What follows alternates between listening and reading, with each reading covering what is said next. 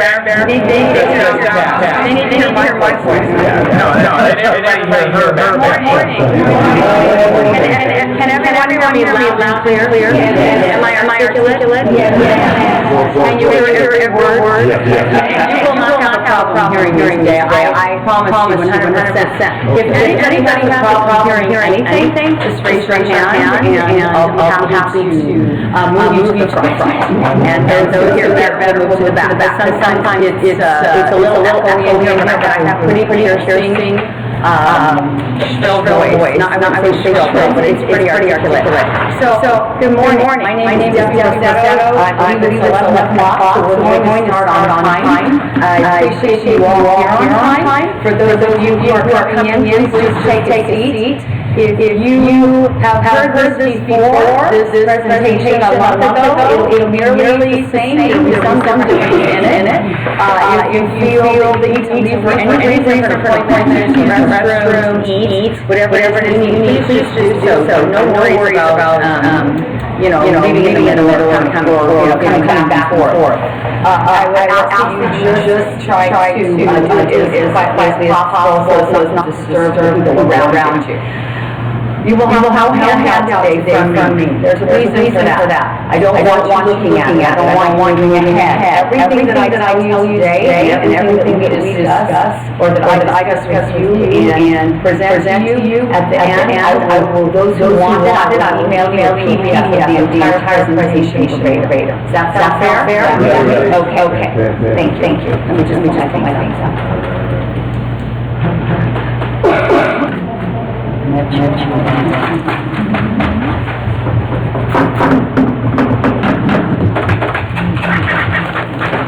How many of you have ever been in a transaction with me?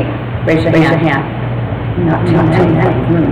How many of you have ever written on one of my listings and not gotten it? It's really good for you.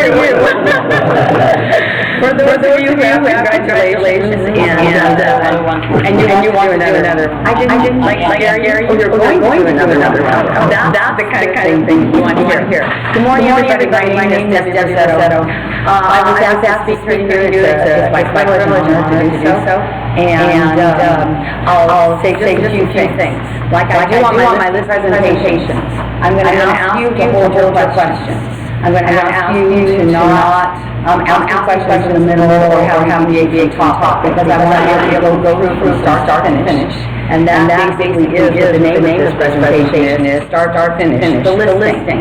I can speak to you on every single topic in real estate. Those are all different classes that could be spoken on, talked about, given a seminar on, but today we're going to focus on one particular thing. Bill has asked you only on possible. He's asked you to condense 30 years into an hour and a half. That means it's going to be speed talking and it's going to be glossing over. I was given a list of questions when I spoke about Legacy Cupertino.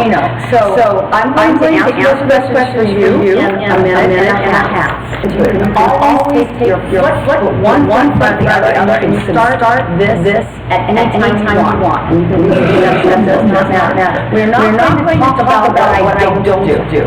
Why is that? Because if I tell you things I do not do, you will spend the rest of your day saying, well, I'm not going to do that. Debbie Rossetto does that, so why should I? You will focus on that. We are only going to talk about the positive things that I do. You're going to find out those are many of the things you do. There's nothing I'm going to tell you today that you don't know. The mere fact that you're sitting in this room tells me you already know. You may just need a little bit of encouragement. You may need to perhaps have a game plan, something that's going to allow you to move forward. Or better than we already have. Or begin. There's people in here who have been in real estate less than 1 year. Here today. Less than 1 month. Gosh, I had one guy last time like a week, something like that. It was very fun. Who's been in real estate here? Let's see. We're in 2006. More than 7 years. Who's been in real estate? More than 7 years. Okay. Who's been in real estate 5 years or less? Okay, we have next. Who's been in real estate 25 years or more? Okay, we have to come here. This is absolutely awesome. I apologize in a way, not in advance for using notes. Every appointment I go on, it's 30 years later, I use the exact same notes. This is my cue card, this is my guideline, this is my outline. And I'm going to do the same with you. Any time that I speak approximately 6 times a year, I always have an outline. Why do I do that? Because it keeps me focused and on track. It allows me to give you the presentation in the assignment time. And it allows me to hit all the points when I need it that I'm going to be important to you. And I'm really not going to get to everything that I'd like to say, but we're going to begin now. I'm going to tell you a little bit about me. I've been an active full-time realtor since 1988. I have a prior corporate background in finance and marketing. I assimilated well into the business, developed systems and procedures that me past the $1 billion mark in sales volume by the end of 2013. The consumers, both buyers and sellers, know me for my systematic and meticulous approach to the preparation of the property sale, complete and thorough documentation roadmap for success is available to each seller, buyer, and even cooperating agents. Anybody who's been in a transaction with me, any transaction, knows that I will give you exactly what you need to do to be successful, except giving you what price to offer. But I will give you exactly what you need to do. If you follow that guideline, you will be 100% successful every time. You may not win a bid, that's okay. You will write a contract every single time. I believe in doing everything you can today and never putting off anything until tomorrow.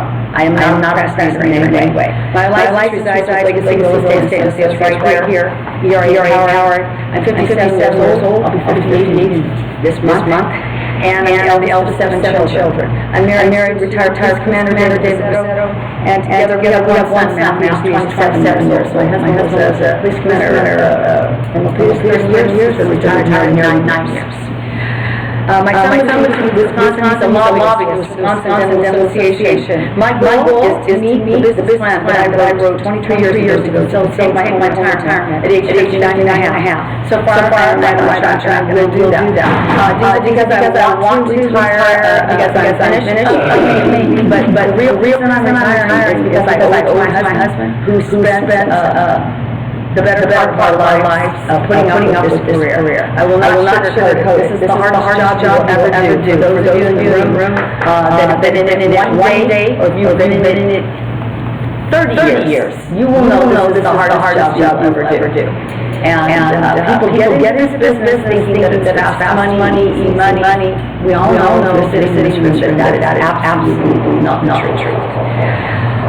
As I said before, I'm not talking to you about what not to do. You will focus on it and it will become your crutch. You will say, Debbie doesn't do that, why should I? You will find ways to make excuses. These questions that were asked me that I would take a minute and a half to answer. Systems, routines, and timelines. Why am I successful? Because I use systems, routines, and timelines. The question, what proven method do I use?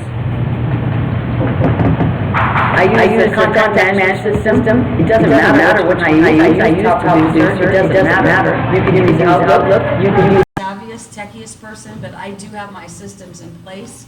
I do not use social media. I'm not saying you shouldn't use social media. Go right ahead. Use social media. It's very good for you. I'm at the end of my career. I really don't even want one more phone call like that. And that probably sounds ridiculous to you, and I apologize for sounding crass, but anybody that knows me knows that inside of this shell there is a heart, but it doesn't come out very often. I'm very blunt, very to the point, and I'm very matter of fact. It's not meant to be mean, it's only meant to just cut right to the chase, because I really think that's why you're here. You don't really need to hear anything fluffy. I'm sure about that. I am a farmer. I am a direct mailer. Before I had enough money, when I started in real estate, I walked to my farm. Some people still do that.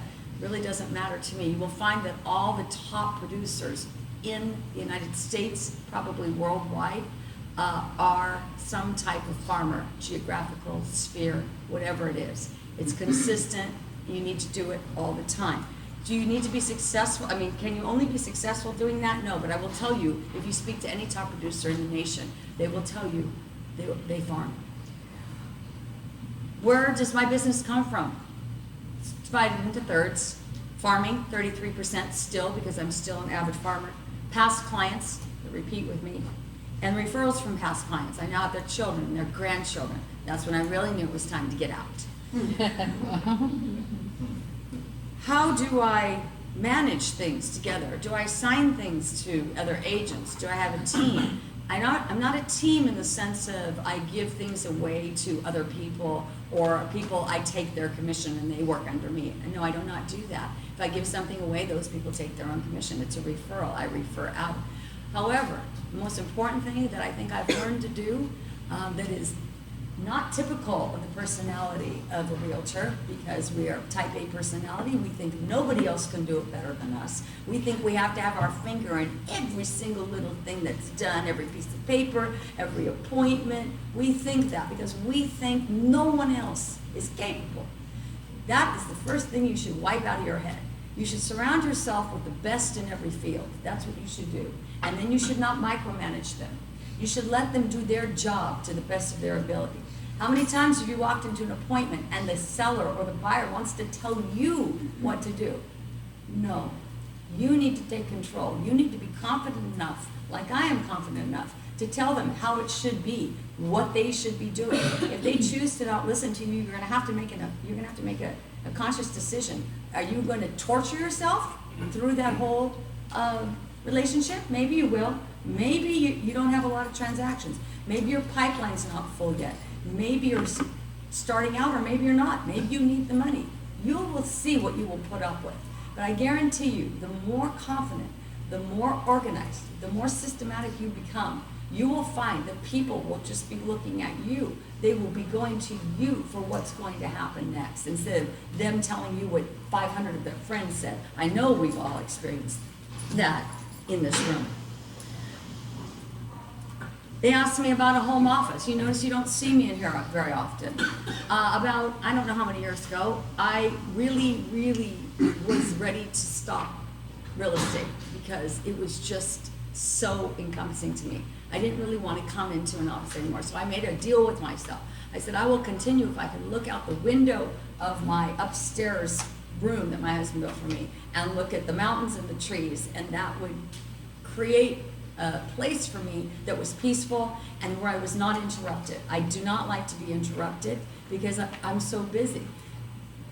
I'm not saying that everybody should be going to their home office. That's what one of the questions was to me.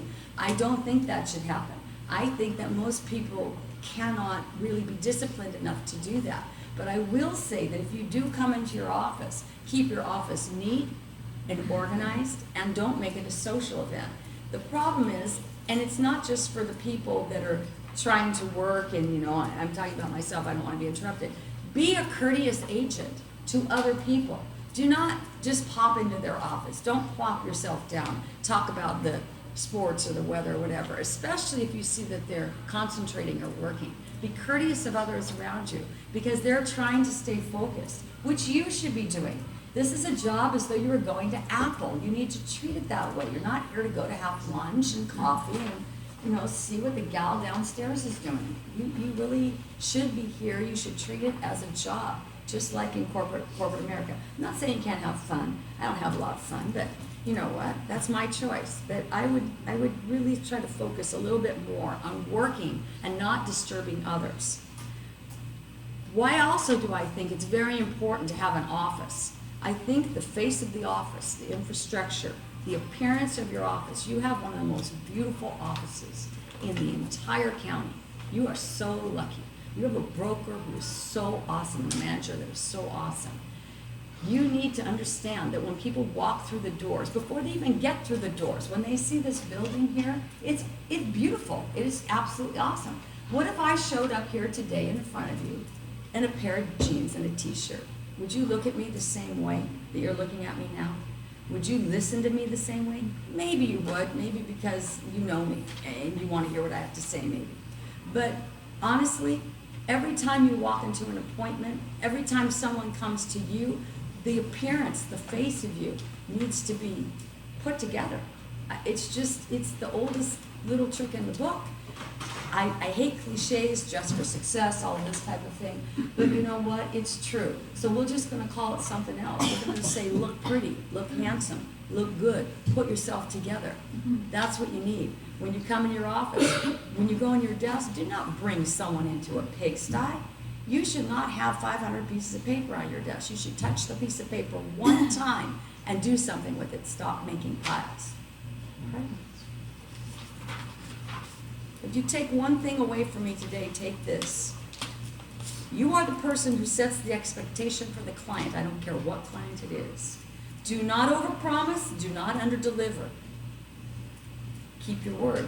Establish a system that you will be known by. Everybody in this room knows I have multiple systems. It is just a known fact. People all across 8 counties know that I have a known system.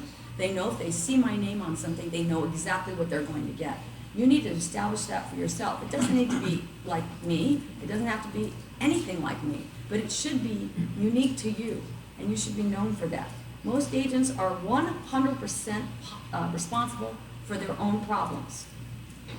I cannot tell you how many agents create every one of their own problems because they promise ridiculous things or they whine constantly. Be in control of the situation.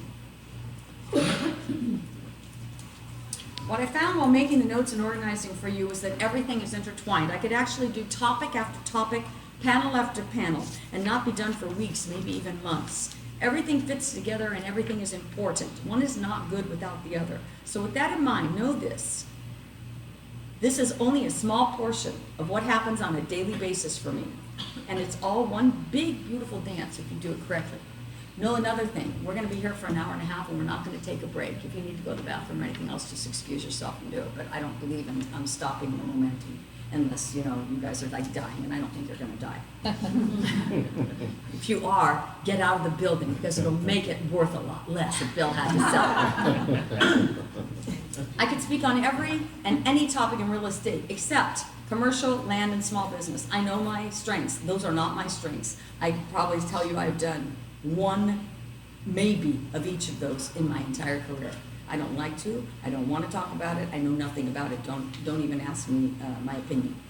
It's hard to pick just one thing and start because they're all connected. But I'm going to tell you, if you do not just pick something and start wherever you're standing, you will be paralyzed and you will not move forward. So don't tell me that you have to have it perfect first. Do not strive for perfection. Strive for consistency, strive for accuracy, and strive to be the best that you can. But if you're waiting for everything to be perfect, but many of you will know this, long before there was all the email. I mean, when I started real estate, we didn't even have a fax machine. My phone was the size of a fishing tackle box. We presented an offer, we drove to wherever that place was, and we sat in our car until someone invited us back into their house to give us a counter offer. Sometimes our buyers were in the cars waiting. You are very, very lucky. You have modern technology. Though it can be a problem, that's okay. I mean, it is really better than the other.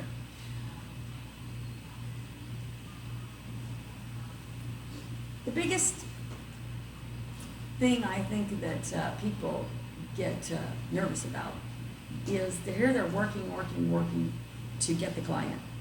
So what happens? They get a phone call or an email. Then what? How many of you get the phone call or the email and you know exactly what you're going to do from that point on? You're already in place while you're on the phone or in the email. Your system's already going. Your people are already doing it. If you don't have people, then you're doing it yourself. How many of you do that immediately? So the first thing when you get a call, can any of you in this room tell me the very exact first thing that you do? What are the first 5 things you do? Anybody know? Do you have it written down, memorized? No, I'm going to tell you. Do you panic? No, you do not. The biggest problem the agent has is not being prepared. You need to go to your appointment like you know you're going to take the listing. That means you need to have everything ready. When you go on any listing appointment or any buyer appointment, mostly I'm going to talk about the listing, okay, because buyer appointment, that's a totally different topic. But I'm going to just mainly talk about the listing today. When you go to that appointment, you will be 100% prepared. You are not going on the two-step program. You don't go over there and you look at the property and then you're gonna go back later and bring them information. No, you go there with your market analysis. You go there with your net sheet. You go there with every piece of information that you should have in a very prepared and organized package that I'm gonna show you. And I am going to cram in a listing presentation to you as though you were my sellers.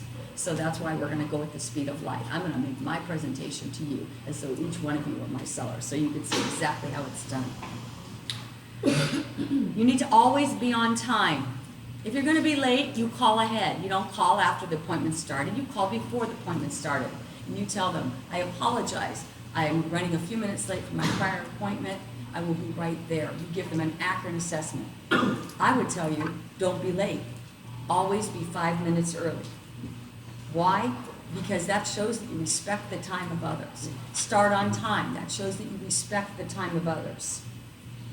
And always, as I said before, dress appropriately. Nicer is always better. Do you have to dress like me? No. I happen to like sequins and glitter. You all don't, not everybody likes that. It doesn't matter to me how you do it. Just do it. Do it to the best of your ability. I can tell you, I know there are 2 people in this office, one's no longer in this office, but I can tell you the 2 people that actually 3, that I never ever forget. Actually 4, but 3 of them are men. And I can tell you who they are, and there's one of them sitting at this table right now. This man right here, you, Savannah, Greg, look at this man. Okay, I have never not seen him look like that. Ever. Not one time. You are so handsome, so put together. You look like you stepped out of the GQ magazine. Oh my God. Can't pay her either. And you know what? I always remember it. And there's 3 men in this office, and we know, and 2, one's not here. Is Sumi still here? No, we went across the street. Okay, so there's 3 men. Ireland. Do y'all remember Ireland? Yeah. I mean, how can you not remember the guy? Yeah. Sumi, how can you not remember Sumi? Oh my gosh, looks like, and you. I mean, those are the 3. I love all of you, I remember all of you, but if I'm thinking, what man do I know is in a suit, those are the 3 I'm gonna say. And then who's the woman that I know is always in a suit? She's not in this room, but she's on this floor. She just walked by. No. Sandy. Sandy always looks like she just stepped out, like she's going to church or she's going out on a date. Yeah. So you know what? Those are the things that people remember. Stand aside. It's okay. Take a little extra time. Women, put your makeup on and fix your hair. Put together. Men, shave or do something. Tuck your shoe.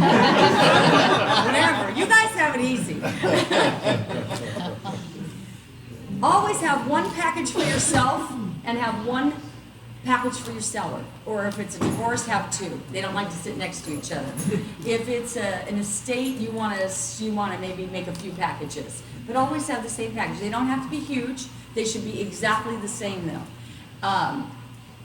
The reason I give one package and I'm not giving you one, there's a reason, because I can't control all of you in the room. You're too far away from me. When I'm sitting with my seller, it's one-on-one, we're maybe this far away from each other, and I can control them flipping through the package.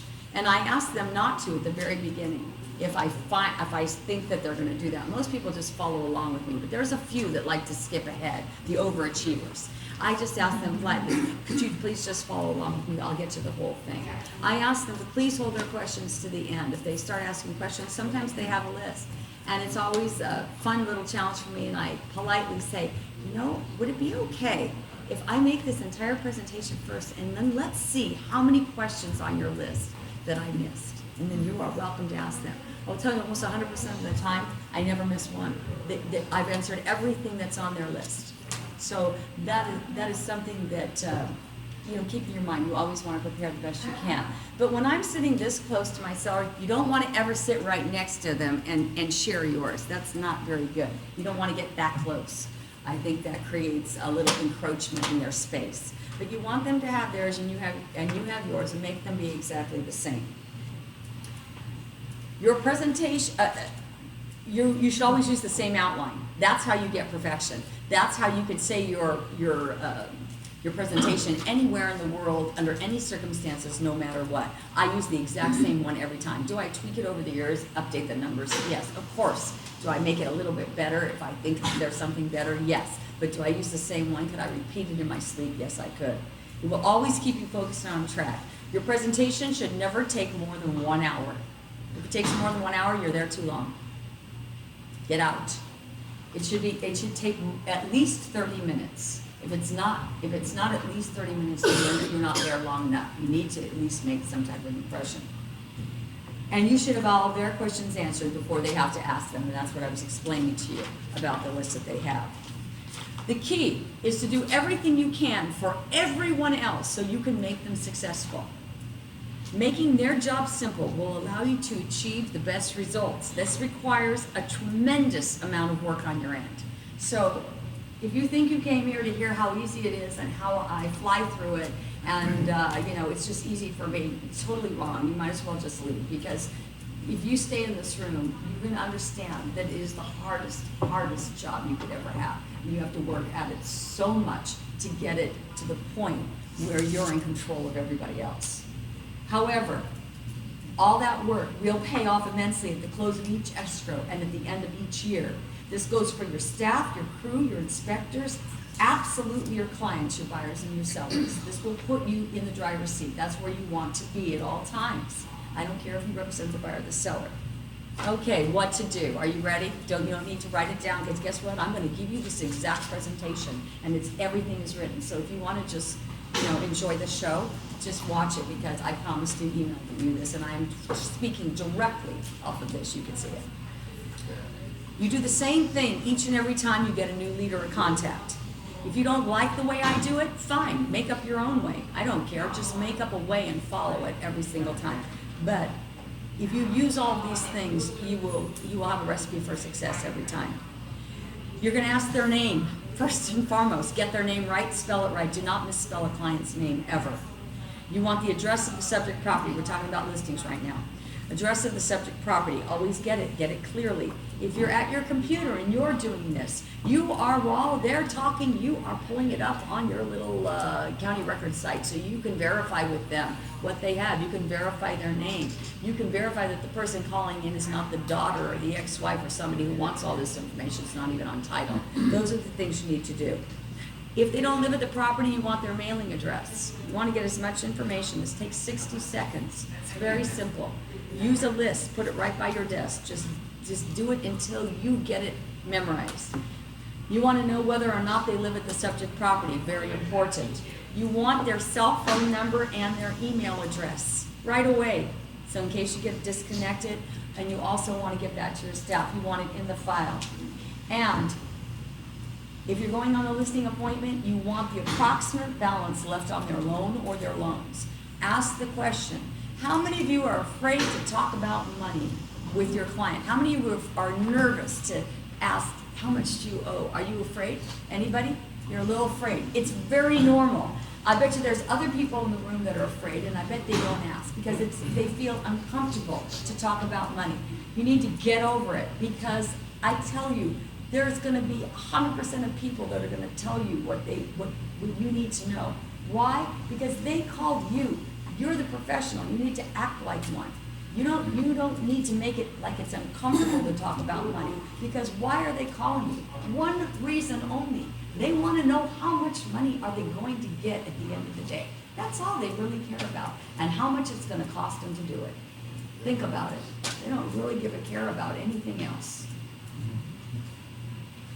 If you are at your desk when you get the call, as I said, look it up as they're talking so you can verify. See, I went ahead of my own self. It's right here on the piece of paper. That's why you don't need to take notes.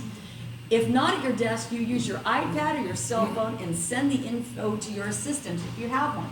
If you don't have an assistant, send the information to yourself. How many times are you in the car and the phone rings and you answer it on your Bluetooth, and somebody's giving you all this information, and it's like, you can't write, you can't do anything. This is modern technology. But if you don't have a cell phone, you don't have an iPad, you don't have something, a piece of pen and paper, and then transfer to, you need to buy one of each of those. You need a cell phone. You need a smartphone. Invest in it. You should have your email and your text. You should have the ability to do everything. You're in the 2000s. You need to act like it. Do I like it all the time? No, I don't. I hate it. And everybody can get me anywhere. If they don't, if I don't answer their text, After they've done it 5 times and they email me, then they call me on the phone. People, that means I'm in an appointment. I am not going to stop and talk to somebody while I'm engaged with somebody else unless it's an emergency and their house is burning down. So you need to be able to communicate with people.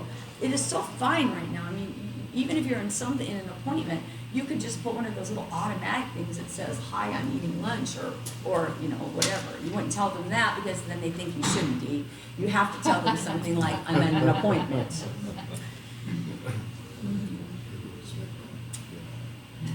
What's the next thing you need to do when you get that call? Hello, you need to set the appointment. Try to get in the habit of making it work for you. Stop asking them what they want. Offer them the date and times first. Agents waste time by asking the consumer what works for them, especially in an email. That can go back 3-4 times. Take the initiative. Look at your calendar.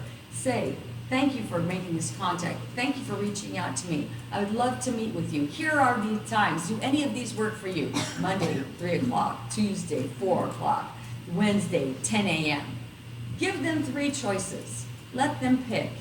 Believe me, they're just going to pick one. If those don't work for you, please offer one out. Then, go to that.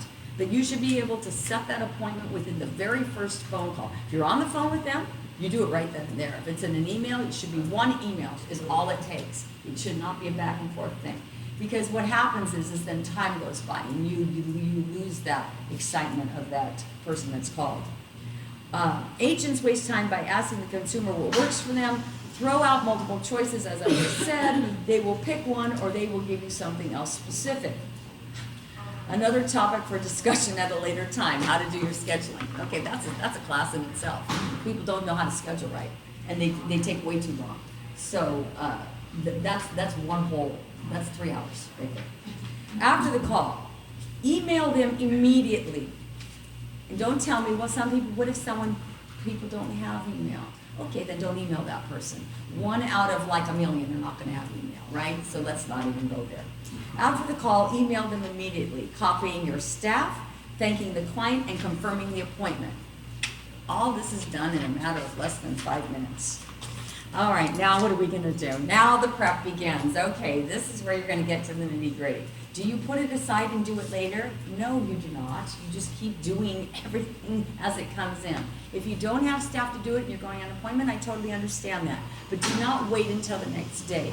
Try to get in the habit of taking care of everything that comes across your desk and finishing it in the day that it comes across. Now, for me, sometimes that's like literally impossible. But for most people, you are going to be able to do that. Stop putting it aside. What's the first thing you or your assistant should do? And this is exactly typed out for you. All you got to do is stick it to the left of your desk and use it as a check, as a little list. Go to the tax records and pull the profile and the history. It will tell you extra info that you may need. Always do it, every single one. The history including. You want to sort of see what happened before. Enter all the data into your contact management program. I use Top Producer. Anything works. Doesn't matter. You don't need to wait until you get something good. Just make a list. Enter all the data and create the file in WinForms. How many of you do not use WinForms? Be honest. This is a place to be honest. Everybody uses WinForms?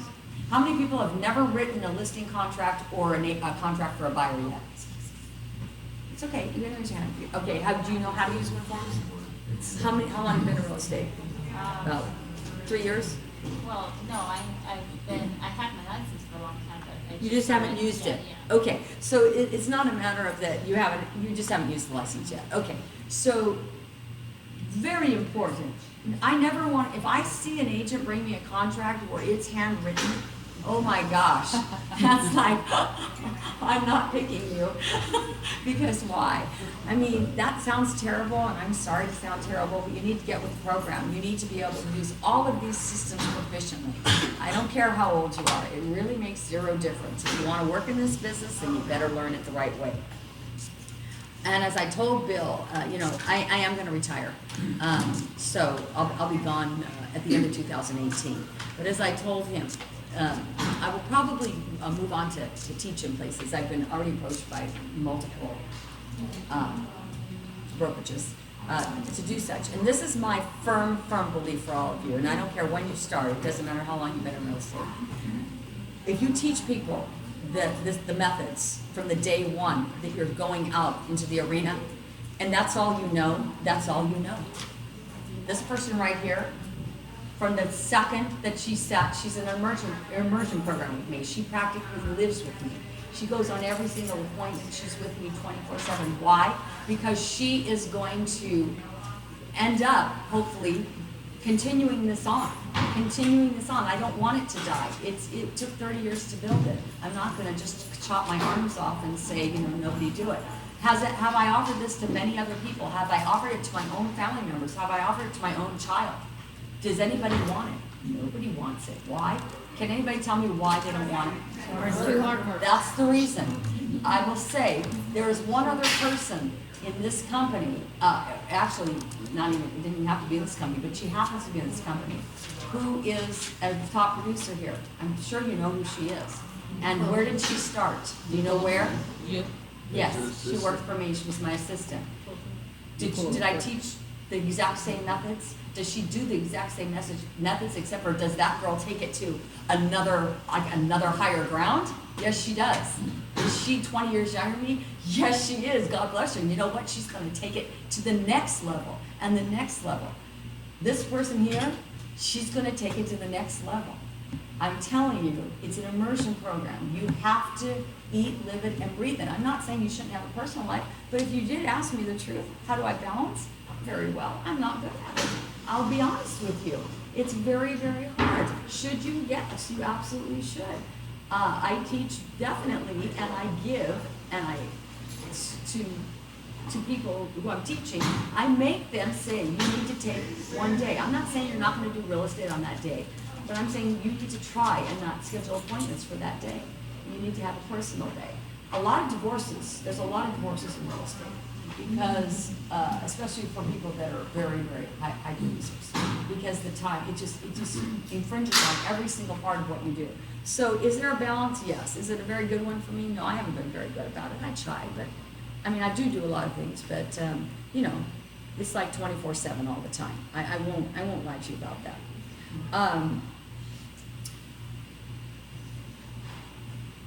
I talked about win forms. Set the seller up on an automated CMA. There is no excuse to not follow up with your seller anymore. If you're waiting to send them a little something or make a phone call to them, ridiculous. The second that you're setting up your file, this is all happening in the first 15 minutes. Okay, this is not something that's taking 2 days.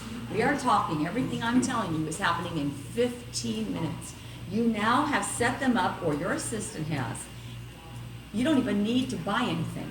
Use the MLS. Do you all know how to use the MLS? And if you don't, you need to learn and practice with it, okay? Or ask for help. Anybody can help you that knows how to use it. There are plenty of people in here that will help you. You want to set them up on an automated CMA, something that pings them whenever you tell it to, every 2 weeks, every 30 days. It is what we call a drip system. You set them up. What do they want to know? Do they want to know? I mean, I love recipes. Recipes are great. I'm not saying don't send them a recipe, but I am saying send them what they want. Put your name and face in front of them and give them the data that they need, which is what is their house worth. And that's a very nice, non-intrusive way of keeping yourself in front of them. Again, in the first 15 minutes, if you don't know how to do it, ask me or anybody. There's plenty of people in this room who know how to do it. MLS has every tool you need, even ERA. I'm sorry to say I don't use the ERA tools. That's because I already have my own tools in place. ERA tools, I've looked and read about them. They're excellent. Start with it. If you have nothing, that's where you should be starting. You should be establishing that. I just don't feel like changing. I don't feel like switching over everything. It's just, to me, for me, not time. It's not a good use of my time. And I just wrote it here. I'm not going to learn something new now. Not that I can't. I just have other things to put in that time slot. If you have a newsletter or something, like I use Top Producer, so I say, set them up on an automated newsletter, another little drip system. Do I care about the newsletter? No. All it does is put my name in front of them in my face. Advertising. If you do not have your face on your advertising, you're missing the entire boat. Even if you think you're not cute, put your face on it anyway. You could be known for being ugly. But there's not one ugly person in this room. So I'm just saying that people do, so they're visual and they're going to associate the name with the face. So try to keep that. Plus, it makes people think that they've been looking at you longer than they really have. If you're going to farm, and I've proven this to myself because I do test farms. And what I'll do is I will consistently, I'll start every 2 weeks or every 30 days, and I will mail something consistently. And then when I go on an appointment, and I'll take an area that I've never been in, just for fun. I mean, sometimes far away. And then they'll call me, and they'll say, I've been getting your stuff for 5 years or 10 years.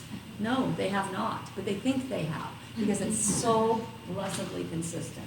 So just remember, what is one of the most important things that people buy a house over today? Can anybody raise their hand and tell me when people are looking for a house, what's the topic on their mind? What's the priority? There you go, school. You need to check the school locator and get the appropriate schools and scores, even though we don't really do scores anymore, but now they have these ratings associated with the subject property. Probably the most important thing, do not go on a listing appointment and not know what school is associated with that listing. And then you better know the boundaries, because if you cross over the line anywhere where there's good schools, it could mean the difference between $100,000, $200,000 in a price, even though this house and square footage might be the same. So you need to know your data. Go to the MLS and type in the address to see if there was any other prior activity on the property. Most MLSs go back 20 years. Or even better yet, if the property is currently listed. Anybody been on an appointment when you pull up and there's a sign already in their yard? I have. I did that one time, many years ago. Never did it again. How embarrassing. I'm like, why am I at this person's house? They're listed with somebody else. You need to know. You need to know if they were ever listed with anybody else. You need to know when they bought that house. You need to know lots of things. Get your data. Put it together. When you go to the appointment, let the seller know how prepared you are. It just shows that you took care in looking for the information that you needed. Don't be clueless when you get to their house. And there's already a sign in the yard. Yes, I just told you. Prepare the CMA up front. Another probably very difficult thing for most agents. Establishing price point of a property. You're all petrified and scared. What can I tell you? It takes practice. Practice. Just keep doing those CMAs. Keep doing your net sheets. Do all of you know how to do a net sheet? Is it already in WinForms, a template? If you don't have your listing package in WinForms and a template, set it up. It says it right here. Set up your template right away. If you don't know how to do it, ask for help. Any of us could help you do that, and we'll show you. And then every time, instead of you reinventing the wheel, every time and inserting every little thing in there, it inserts for you. Do you have to review it and tweak it a little bit and make it, particular for each property? Sometimes you do. That's okay. It's better than redoing the whole thing every single solitary time. I already said make sure you know the boundaries of the school so you're comparing apples to apples. Very, very important. Study the trend and be sure you are accurate in giving when you give a range of pricing. Okay, that's probably the hardest thing for everybody in this room, to give a price. Nobody wants to do it because what if the seller thinks it's $300,000 more? Or what if they think it's less? Or if it's less, that's good. What if I don't understand how to price? Okay, that's where you have to take practice. That's where you take research. That's where you have to study. You can't just go and flip out a market analysis. Some people don't even know how to do a market analysis, how to do it by boundaries or what to do. If you don't know how to do a market analysis, you're never going to be able to be an appropriate listing agent. So you need to learn. You need to go outside your box. It hurts. It's a learning curve. It's okay. You will be okay. You will find that you can do it anywhere, in any place where there's an MLS, even if it's an area that you don't know. Always prepare your net sheet. When you go to the appointment, you're going to bring your net sheet with you every single time. I bring multiple. Sometimes I'm not sure. Sometimes I don't know if I'm going to walk into the house and it's a piece of crap. Maybe it is. Maybe it's the Taj Mahal. I don't know. Maybe the seller, I get the indication that the seller thinks the property is worth a lot more than it really is worth, or what I think it's worth. I always prepare 4 net sheets on the low end and on the high end. And when I'm at the appointment, and I don't give them to them right away, when I'm at the appointment, I'm getting all my information, I'm feeling it out a little bit. We're going to get to that, how I do that. I feel it out a little bit. I want to hear. So I'm not going to over-promise, never. I am very, very conservative. I usually deliver much more than I promise. But what I don't want to do is have them not listen to me from the get-go, because money is really, really important. They usually let it slip out. The way I get around it is when I start the presentation, and I will do it for you, but I will extract this piece. I will say, I will have they can see that there's numbers in my hand. You can all see even from the far back. If you saw this, you know it's a net sheet. The one's in the front. So when my seller's this close to me, they can see numbers. And I will do this, and I let them see this where they can't see it all the way. And I'll go, by the way, I have it right here, but do you have any idea what your house is worth in today's current market in good condition? And I'll say, I have it here. I just want to see how close you are. I make it a game for them. And that's how I get around it. That's how I get around figuring out what they're thinking. Because sometimes if it's not clear cut, I want to see, are the husband and wife on the same page? One thing, one thing, another. Almost all the time, I'm in the range of what I really do have here. Occasionally, they think it's wild. And then I realize, okay, I can't help these people, right? Because they're not realistic. Create your sample timeline. Okay, none of you are going to understand anything of what I'm talking about. So the biggest system that I'm known for is a bid grid and a timeline. And that is where every single listing, when I go to the appointment, I literally have already mapped out a sample timeline of how it's going to go. So I start with my appointment that I'm sitting with right there. And then on that, I'll show you. And you'll have a copy of it. It's an Excel spreadsheet. I use everything in Excel. All my spreadsheets are based that way. What I do is I start that timeline, and I start it with me in the appointment, and then I have line itemed out every single possible thing that I could be doing to their house. Maybe 10 things for prep. Could be paint, landscape, plumbing, whatever it is. I have a template. It's already put together. All I have to really do is put the appointment in, and the sample's already prepared. How long does it take? Once you do it one time, it takes 30 seconds after that. I have all their information here, and then I have a sample of someone else's timeline here. Why do I do that? Because I want them to have a tangible piece of something that shows them, if we start here and I need 2 weeks of prep and staging and going to market, and I hit the MLS here, and I do my normal thing, which is 2 weekends of open houses and then take an offer on the second Tuesday following the listing of your home. This is how long it's going to take from the minute I stick my toe in your front door to the minute I put money in your bank account. It's 70 days typically. That's what they want to see. They want to know, because they always think they have more time than they have. So when you look at it that way, you back it out. And they're saying, I really want to be out of here by August. And I'm sitting in their house today. I'm going, wow, we should have started yesterday. Because they're thinking they have all the time in the world. They forget that an escrow is going to take a minimum of 30 days unless it's a cash offer, and we're not going to even talk about that. We're going to assume it's going to at least take 30 days. We're going to assume we need some marketing time.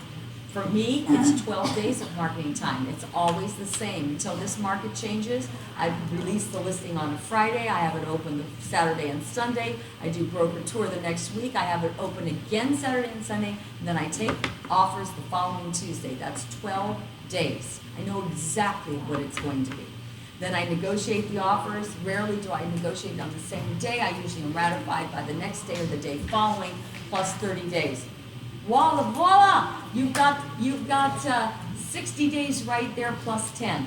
So simple. You should know those numbers, like you know what 3% of $100,000 is. Everybody knows that. You should know simple math like that, percentages. If you don't, practice it and learn it. You need to do that. You should know your numbers on dates and time, and you should be able to do that kind of math in your head.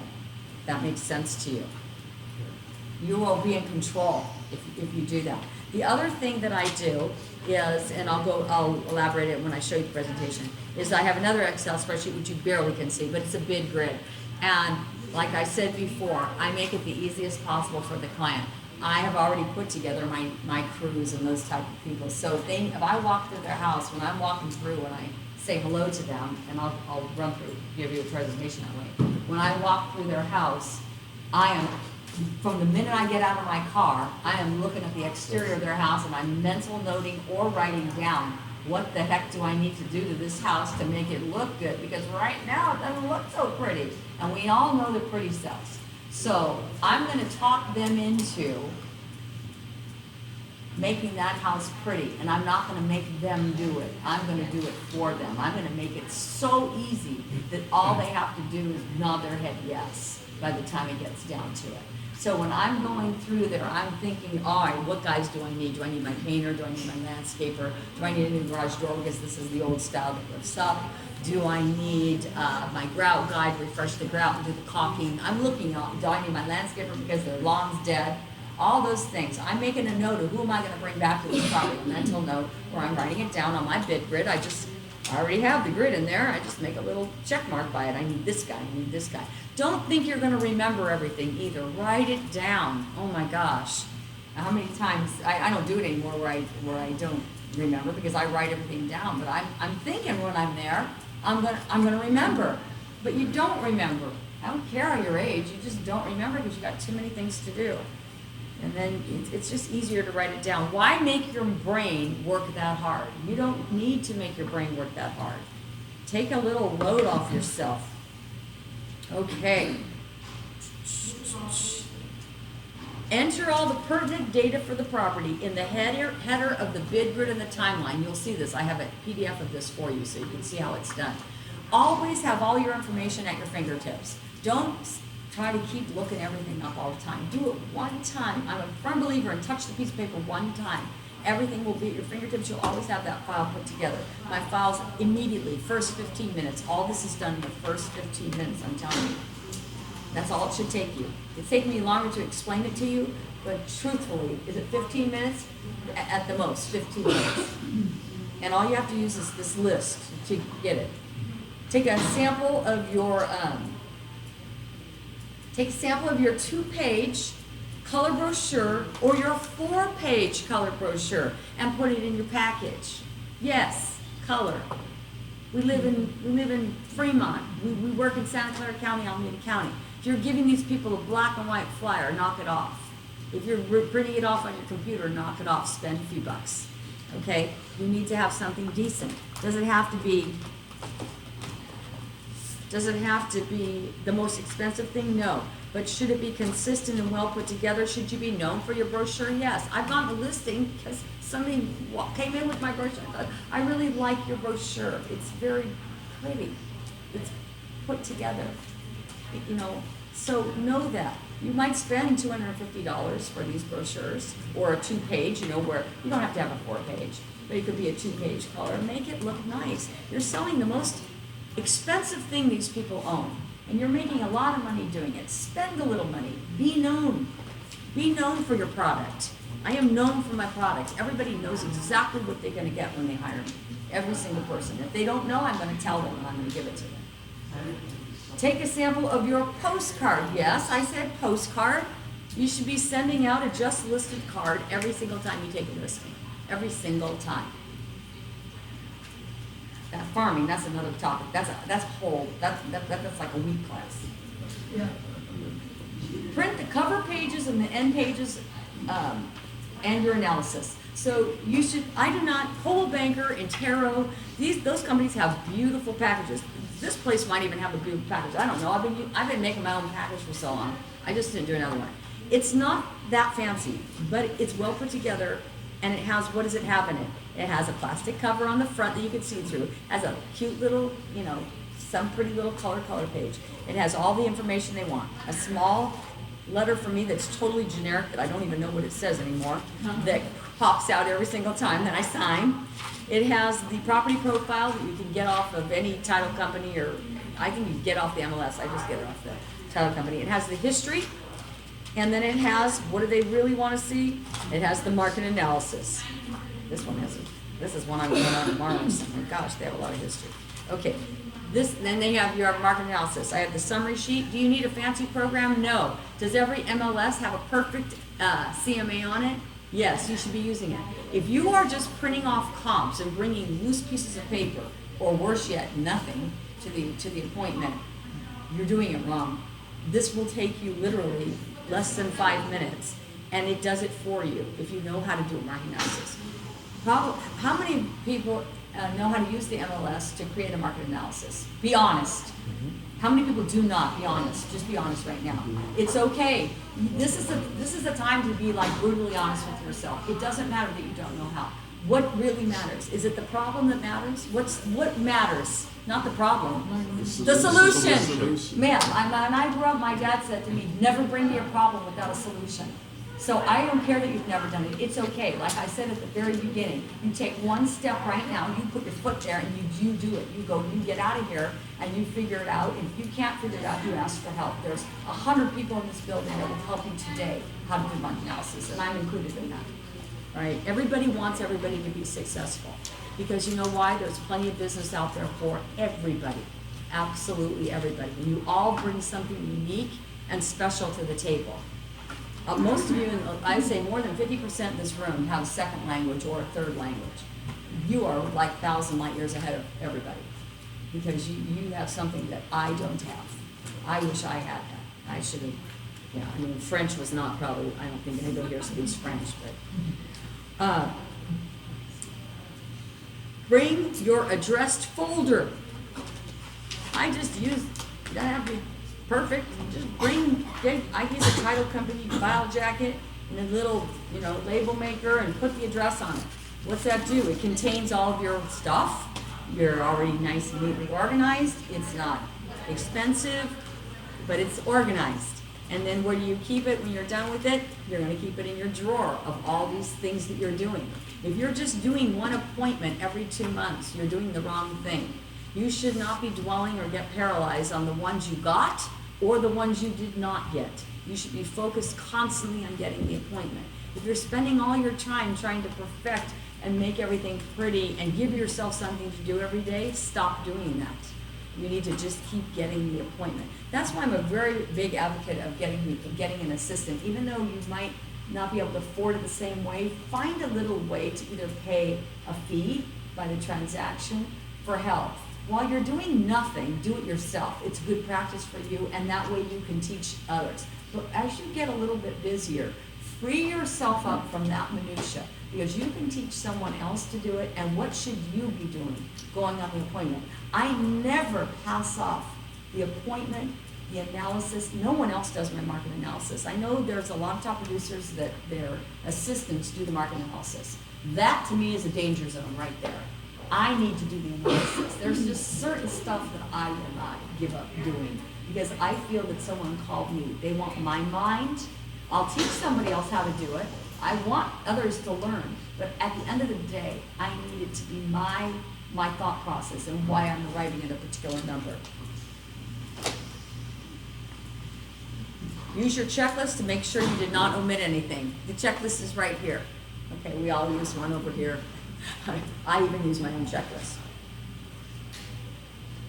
This is the package that I bring. Let me see what I said. Did I say I would do this? Okay.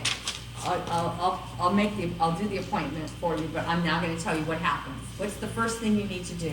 You need to arrive at the appointment on time. Do not forget the appointment. Does everybody here use a calendar of some type? Who does not use a calendar right now? Be honest.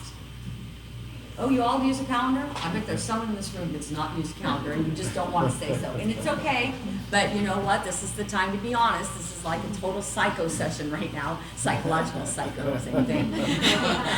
So, but you need to use it, all right? I gave up cold turkey on, I gave up the written one. It was so hard for me. I did it a number of years ago. Best thing I ever did. I have Google Calendar. Everybody can see where I am. I know where I am. I mean, it's just awesome. I use it as a matrix. I can see where my crew is because when I do run my crews to prep properties, I can see if I've got them in 3 properties accidentally. I know where everybody is. I have my assistant, key that into Google. So enter with your business card and shake their hand. I'll run through this. I'm going to show you how it's done. Enter with your business card and shake their hand. Your business card should have a photo of you on it, a good photo. Remove your shoes as a courtesy. Okay, know where we are. Just remove your shoes. If somebody wants to tell you to keep them on, okay, that's fine, but 90 times out of 10, you're going to need to remove them anyway. State that it's a pleasure to meet them. Compliment their home. Unless it's a dog, don't compliment it if it's crappy, because you're going to be the one that has to fix it. If it's a dog, talk about the Niners or something, do something different, but engage. Remember, they are looking to you as the expert and the professional. Take control of the appointment. Ask if you can take a tour of the house and ask if you can put your belongings and your things down. Just be in charge in a nice way. As you're walking through, make verbal notes of the upgrades that you see. This compliments the seller and makes them feel good. It also shows that you are observant. When we go to an appointment, when I'm training people to come with me, I typically would do this, but I train others to do it. I have what I call a walkthrough checklist. And it has every possible thing in there. And as we're going through that property, I already have the checklist made out. Does it have granite? Does it have tile? Does it have a fireplace? At the same time, I am multitasking. I am doing everything at the same time. I'm not going to go back later. Why do I need to waste another hour in their house if I'm right there right then? If I want to know how old their roof is, I'm going to write it down right at that moment on my little sheet that already asks me how old is their roof. Do it right then. Do not put off today do not put off till tomorrow what you can do today. That's, I think, the way it's supposed to say. Remember,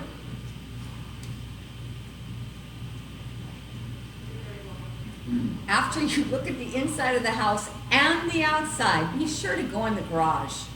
A lot of people forget. Go in the garage. It's really important to walk through the garage. Especially, men think the garage, a lot of men think garage is like the best part of the whole house. So you don't want to slight the guy. Return to where you place your items, usually the table. If you have or have not determined the reason for the appointment, why are you there? I always try to determine it when I'm on the phone with them, first. This is the time to ask them their plans. Are they relocating, downsizing, retiring? Let them talk. Always let them talk when you ask a question. This will be your best point of knowledge. You should not be formulating your response while they're talking. Why? Because you will not hear them. If you want to know how to really do business, you need to learn how to listen. Mirror their personality and their enthusiasm. If they are really calm, don't act like a poppy and tinkle all over the place. You need to mirror what their image is. If they're more enthusiastic, be more animated, but still be professional. Remember, many times they are just testing the waters, planning ahead, seeing what needs to be done to the property to prepare it for sale. I never, ever make a person feel like they are going to be pressured into listing their house with me. I am so laid back, you would think that I would never get a listing. I let them arrive at it. I bring information when I'm on the phone with them. Sometimes people preface it by saying, I really am not sure. I'm not sure what I'm going to do. And I calm them immediately. I say, I appreciate this opportunity for the interview. My role and my job here is to give you information that you can discern and decipher later on with your husband, your wife, your family, and decide, is this something that you wish to go further with, if that is the case. And I also tell them, I give them options. Sometimes I tell people not to sell their house. That's my job, if it's not right. Sometimes I tell them they need to rent it out. There's all kinds of different things. I always say, I'm going to give you your options, and then you're going to have time to think about it. And if you wish to know more or go further, I welcome your call back, and I'll be happy to come back out and discuss those options again with you. I never pressure anyone. Let them know that you care and that you want to give them the best advice possible for their specific circumstances. You cannot make it sound like, you're only going to go on that appointment if you're going to get the listing. And I know agents like that. Very bad.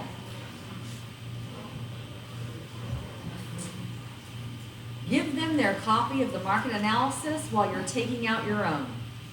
If you're uncertain of what they may be thinking about pricing, you can test the waters by carefully asking if they have any idea what the value of their home is. That's what I already sort of went over with you. I have it written right here so you'll be able to easily go back to it and review these notes.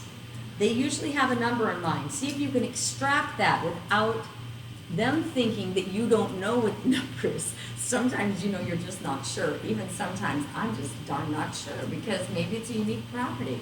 I sort of want to know what they're thinking. I mean, that sounds silly, but it's the truth. I'm giving you this the total truth of how I feel sometimes.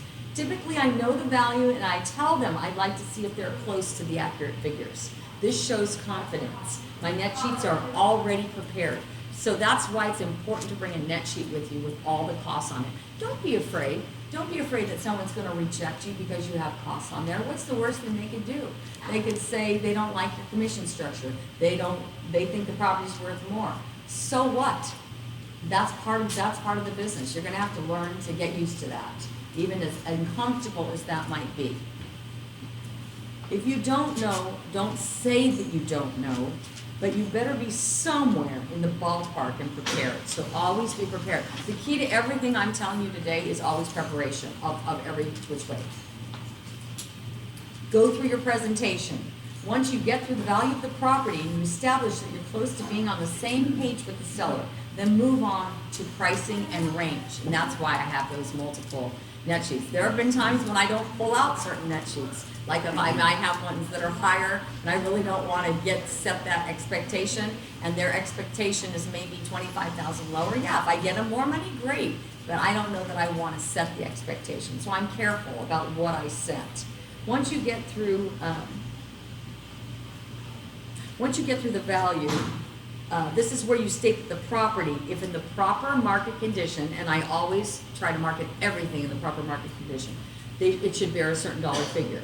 Then that's when you offer your services, etc. And I have it written, you'll be able to see it. I have approved 20, we can do everything from start to finish and anything in between. Show a sample of what you provide, written, organized, concise. Know your presentation. My presentation is the exact same thing. It's like being a Catholic that I am. I can go to Mass anywhere in the entire world and it will be the exact same thing. It's sort of like my listing presentation. Doesn't matter, it's going to always be the exact same thing. When you're going to let people know that you have these types of services, if you don't have them, you can get them. You can put groups together. I strongly encourage and recommend that you put a crew together. They don't need to be your employees, they can be different people, but people that you call on, people that you trust, people that are used to working with you and working with each other in that setting. I'm way far ahead of the game. I mean, most of my people have been with me 30 plus years, and they've never left me, ever, not one. The only ones that are not with me are unfortunately the ones who have passed away that I've had to replace. But I wouldn't say I'm the easiest person to work for from the standpoint that I'm just not the easiest person to work for. But they never left me. Why is that? Because I give them work every single day. I treat them fairly. I don't try to squeeze them on their prices ever. And I pay them up front. Not everybody in this room would be able to do that. So there are other ways of managing that, and that's something I can talk about separately with people if they really want to know, and that is something that I will teach. When I'm retired, I will teach ways of putting that together so that you can, if you don't have the capital to be able to facilitate these repairs up front, that you can still do what I do, but maybe not in the exact, on a little bit different scale. It's all doable, every single bit of it. There is nothing that you cannot do. Bids are free. Always emphasize that. Never pressure the client. Let them know that all the information you're giving them is for them to be able to make an educated decision. You will have them be relieved immediately with no pressure, and you will find that they will be more open to share with you the things that they need to tell you. Timeline is free, and it is to be used as a roadmap. Even if people don't use my people or they don't want to do things, I tell them, even if you want to do it all yourself, let's use this as your punch list. Let's use my timeline as your punch list. And then when we get to the end, when we're all there, where it's time for me to come in and do the housekeeping and the window washing and the staging, if you haven't finished all of your chores, then you just know that my crew will come in and we will pick them all up, and we will finish for you. So just know you are welcome to do whatever you want to do. And when you're finished and you're sick of it and you don't want to do it anymore, we're going to finish the job for you. Works every time. Most people don't even get to number one on the list. They're just like, I'm sick of it when they have to. Most people just packing up their house. I just want them to get out. I tell them, your job is to get out. Yeah. Not everybody can move out of their house, but that is what I try to get them to do. Because most people don't live very clean, as we all well know. We've been into every house, I would say 99 out of 100. I have to fix up. And the ones that you do get that are perfect, I still have to do something. So, I mean, you're going to do something. Everything can be done by outside parties or a combination of the seller and outside services. The kicker for me is that I provide the entire service and I pay for it. I get reimbursed at the close of escrow. That would be the hard part for most people. Most people cannot do that. Not every realtor can do this. I write that right there. If you can't, then you would want to partner with service providers who can help you in this way.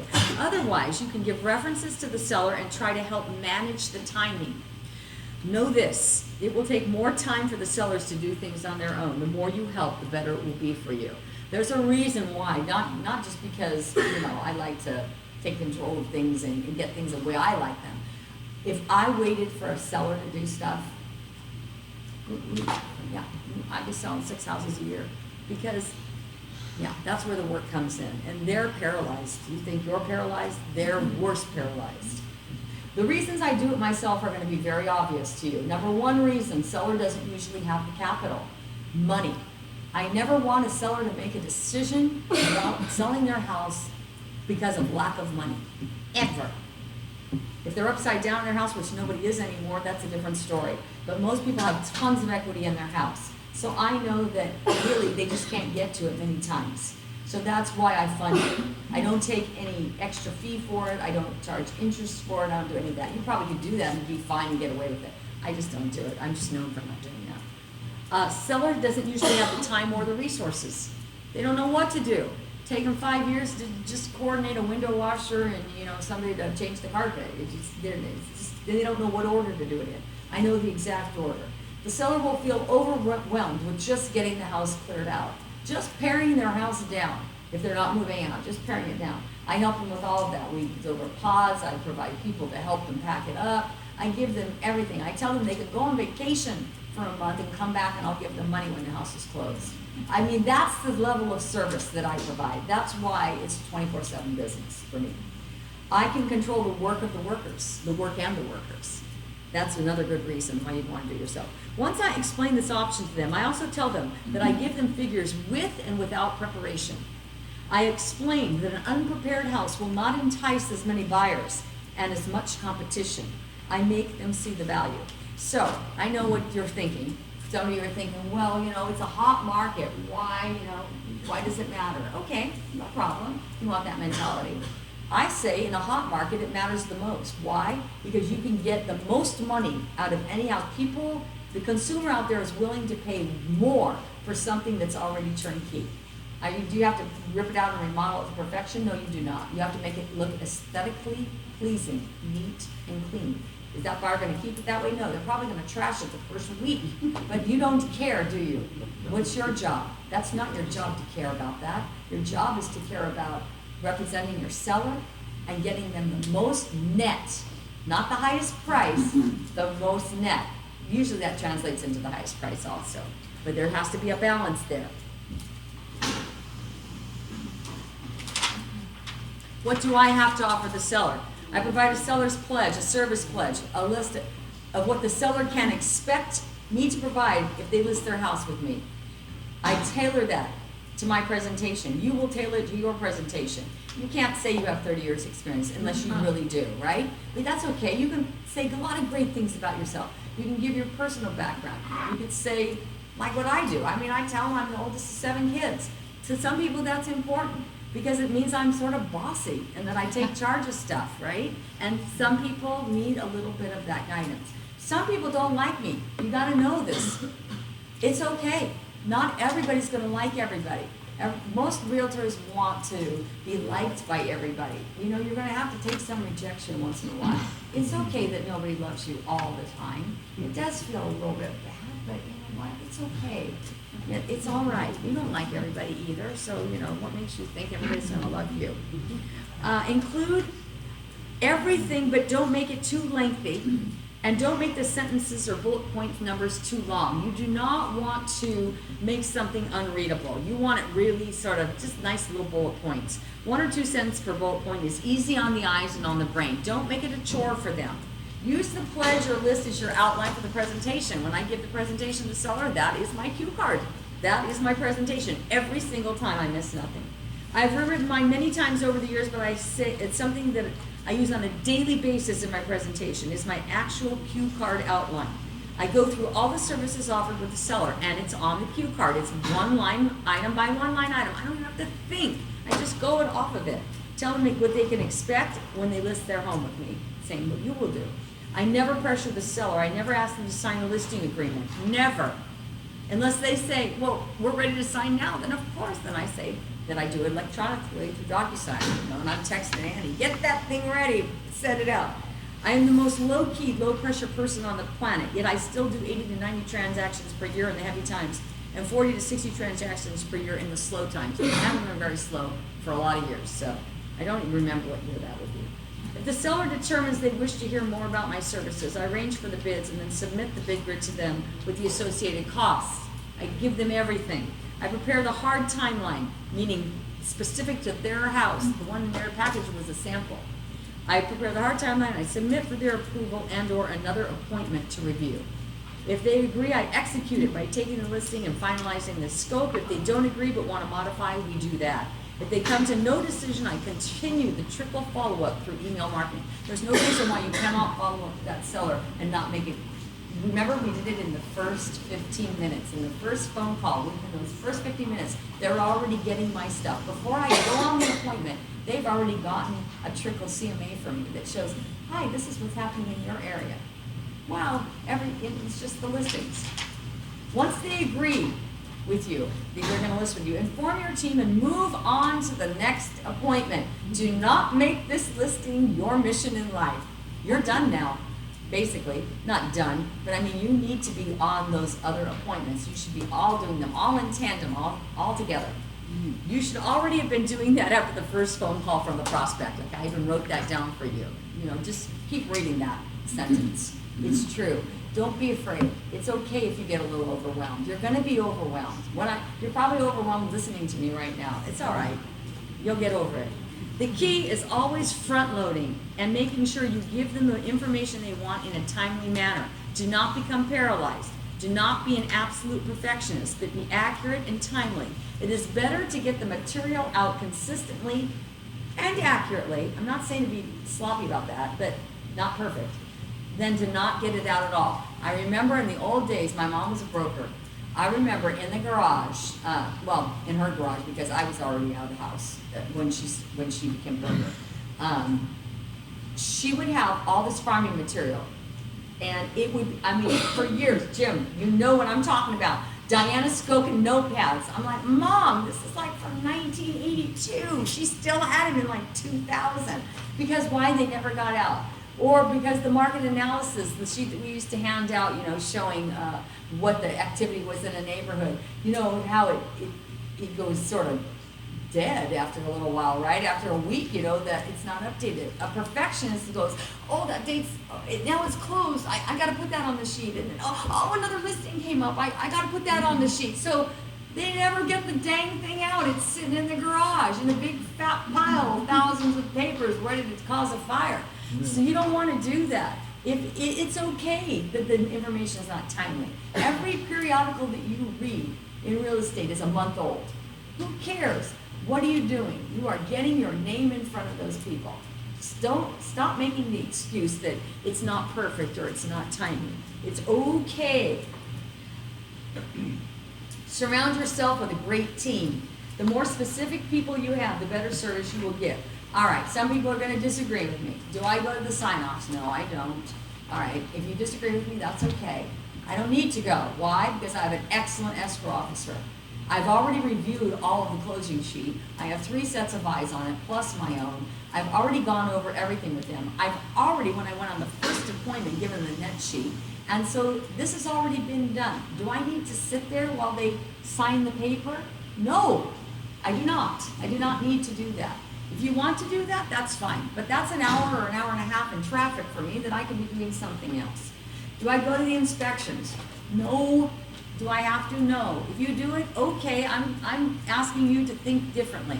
Surround yourself with excellent inspectors. If there's a real problem with the property, they call you up. If there's a problem in my listing, there's water under the house, my inspector does not leave that house without going, Deb, you have 2 feet of water under your house. Okay, I need to do something immediately, right? But why am I going to sit there and watch him do his job? Let the professionals do their own job.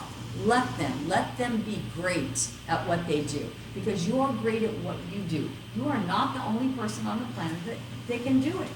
There's a lot of great people out there. Surround yourself with them. The more specific people you have, the better service you will give. It will free you up to do what you do best.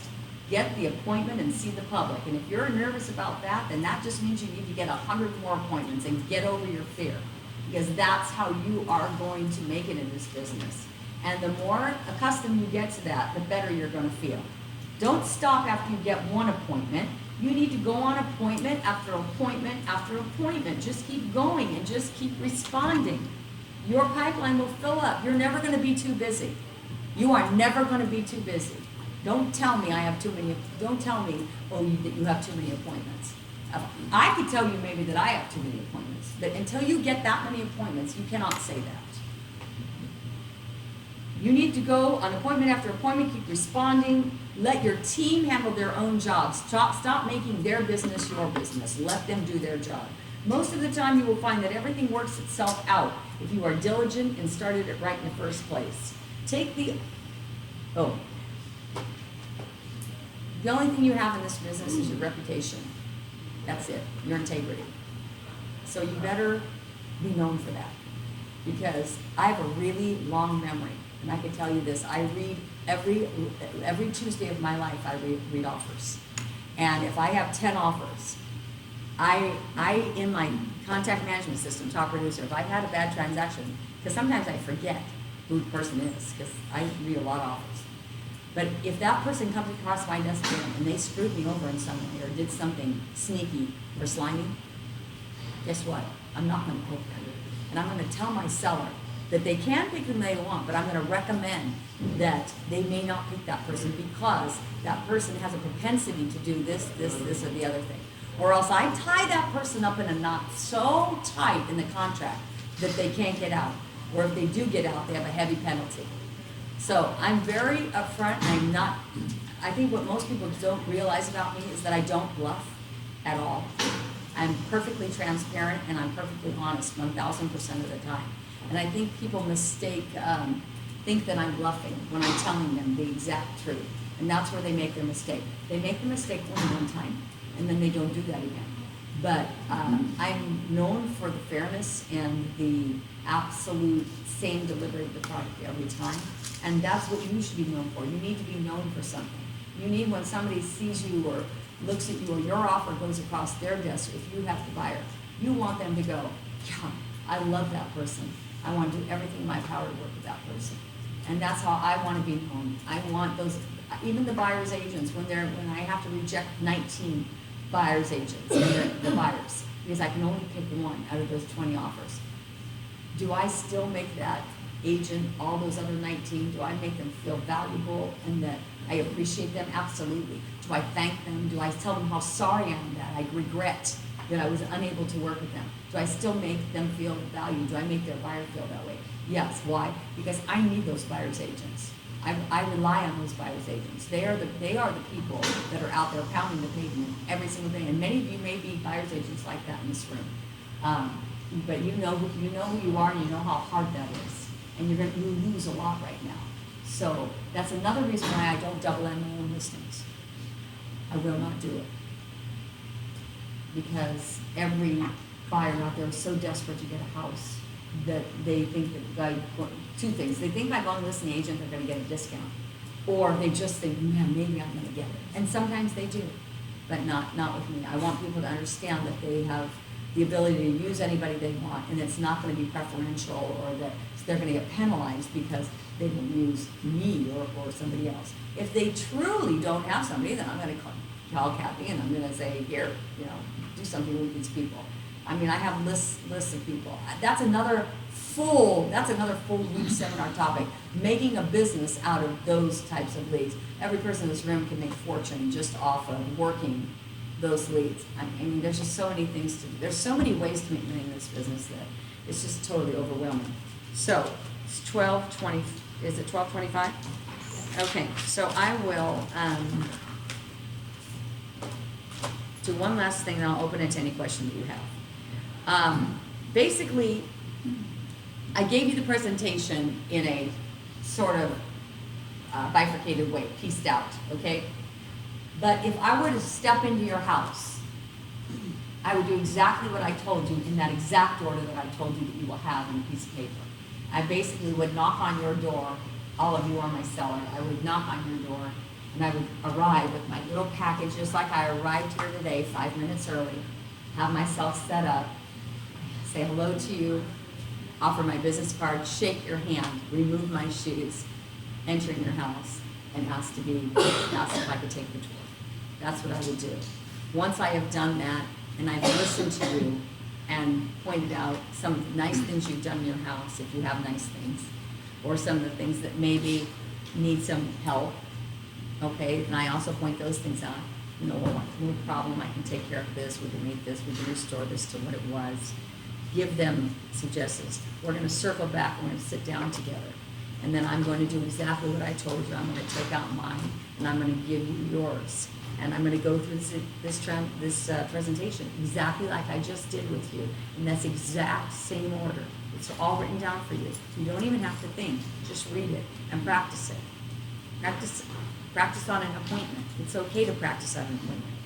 Once I get to the page where I told you where's the pledge, what they can expect, it's, I think, I don't know, 21, 22 points, but they're 1 or 2 sentences, and I already went over all of them with you, but I use this, which you will have, which I give to you, and I go straight down. Will you be able to use it the same as me? No, you can build your own, but you can use the same idea and just make it fit you. And then I just go straight down. If you hire me, after I've gone through the market analysis, which we already did, after I've gone through the net sheets, which we already did, let me tell you what you can expect from me if you hire me. I will give you a marketing plan, which will give you all of your recommended and appropriate promotions for the properties. And then I flip to it. What is that marketing plan? It's the same thing I just explained to you. It's the timeline. That's your marketing plan. You already have it prepared for them. A sample. You have their address, but somebody else's timeline. But then you're going to go back and you're going to draw one for them based upon your appointment with them. I give you that. I give you a market analysis, which is also in this package, and you flip back to it and say, there's your market analysis. I review financing alternatives with you. You have none. You take the money and run, is what I tell my sellers. The buyer can get their own loan. Marketing customs and conditions and procedures. I know all the rules and regulations of the city and the county, and I'm not going to market your property in a way that is illegal or prohibitive. I tell them that right up front. I make them feel comfortable that I know what I'm doing. Another thing, you better know your sign ordinances. Every city has them. Some cities you can't even have a sign. Do not go into a city and be an idiot and put your sign out and have them confiscated. Your signs are $100 a piece. Plus, you look like an idiot when you have signs out. If there are no signs out in the city, and you're putting your real estate sign out there, know something's wrong if it's a Sunday. Know something is not quite right. You should look up your sign ordinances in every city. Can anybody tell me what the sign ordinance now is in Pleasanton? They have a new one. You know what it is? 3 signs, And then a certain size, and you're not supposed to have balloons or flowers. Yeah, they have a sign ordinance now, didn't used to, okay? I mean, you go to Palo Alto or Mountain View, you can't even have a sign. No open house signs, period. Do people still come? They have, what do you call that thing? Navigation, yeah. Signage. Is a sign mandatory? No. I tell my sellers, no, it is not mandatory. Should you have one? Yes. Yes. Why should you have one? Because it identifies your property to others. It identifies your property to me at nighttime when I can barely see anyway, and it shows, and I can't see the numbers on the house. It also houses the beautiful brochures that I'm going to provide for you. Okay? It houses those brochures. Number 6 talks about relocation. Is this intended to imply that I'm going to sell your home through relocation? No. But it is another avenue of exposure for you. We live in an area that is highly jobs coming in and out all the time. And your property will be marketed all over the internet. I let them know. Progress reports. I tell them there is no amount of contact with me that is excessive. None. You can ask me the same question 20 times. I will respond politely. My staff will respond politely. They will always answer your questions. There is no dumb question. I let them know that. Can I control who goes to your property? Who shows the property? Who's in there? No, I can't control an open house. But I can control when the offers come in, and that's when I show them. How many of you written an offer on my listings in the room? Yeah, have you gotten this thing that's the posted disclosures, all of the roadmap? Yes, you all have, whoever's written an offer. It has everything in there. That's how I can tell if they're qualified. I make them provide everything on this list, and I show the seller that. I show them what's going to happen. Showing the property. That's showing the property to qualified buyers. Do you need to move someplace else? If they do I give them a referral someplace else? Yes. There's passive income right there. There you have it. The law says I must submit to you all offers, written or verbal. I'm not going to shield you from anything. You are an adult. But I am going to rank those offers in a nice Excel spreadsheet for you, and I'm going to tell you why the highest may not be the best. I'll give you that too. There's your little spreadsheet. It ranks all your offers. We put them in a spreadsheet, and I sort them. As you can see, everything is organized. When you come to a presentation like this, with all these things already in place, people are like, I guarantee you nobody else made that presentation. Guarantee it. Upon acceptance of the offer, I'll take care of all your rest of your activities. There's nothing that you need to do. All you have to do is approve or disapprove. I will always ask your permission. I will never spend your money without your approval. Never. I'm a heavy advertiser. I send out just listed and just sold postcards. That's intended to help those who do not have the internet or don't drive around all day looking for signs. There are a lot of people who have family members and friends that want to move into neighborhoods. Of course, I don't tell them the reason I do it. It's a listing tool. Of course, that's the reason. But we tell them something else.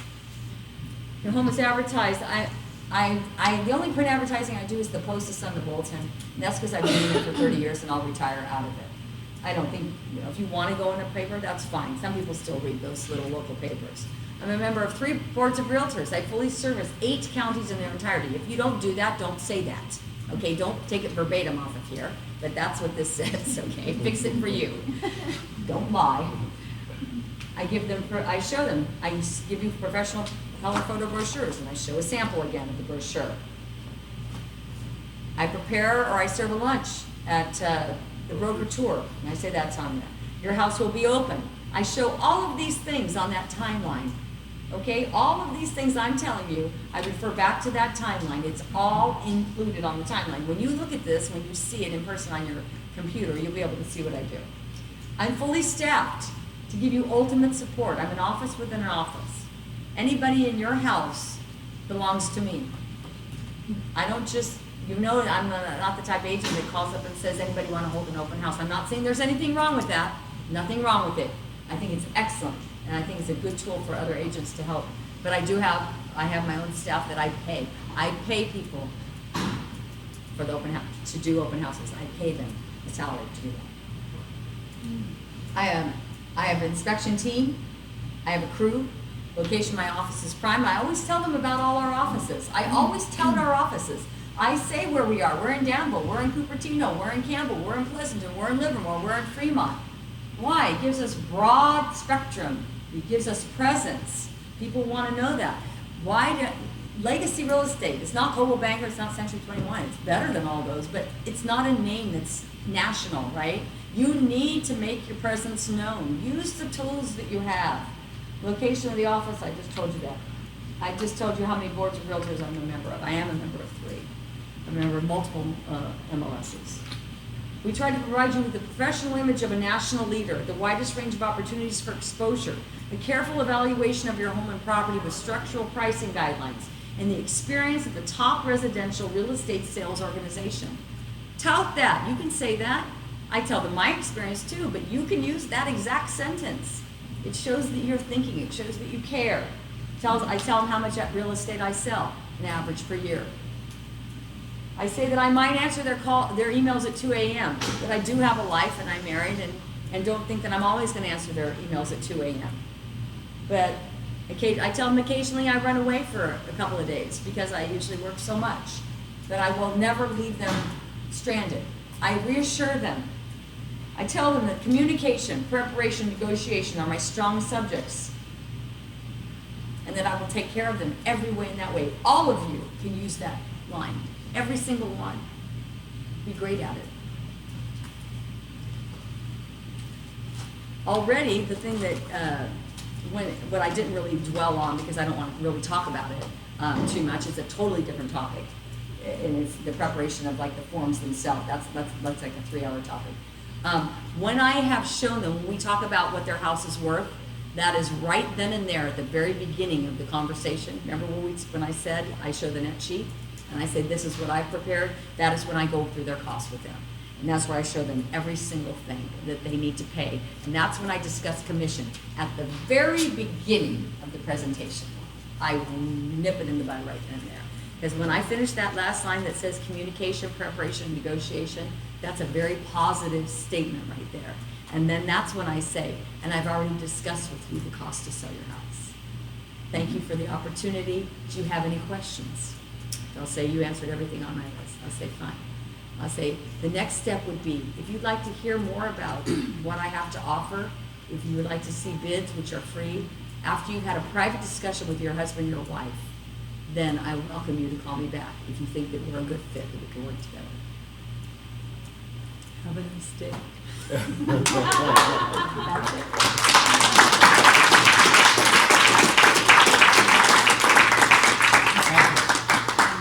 So would we like to have her back? Yes. Of course. Nice clap. Well, let's just see. You'll have a good crowd here. Sounds very good. Anybody have a question? Is there any question you have? Hi Debbie, thank you so much. We really appreciate it. My question is, with the technology and everything right in our fingertips here, you put out flyers Yes. on your for sale signs, and I'm just wondering why you don't do a text, either text or have people just Google it. They can find it on Zillow or RedX or whatever. Because I feel the tangible, touchy-feely is something that the human still needs. It's the same reason why 15 years ago I was told that the realtor would be replaced, that there wouldn't be realtors anymore. And I disputed that.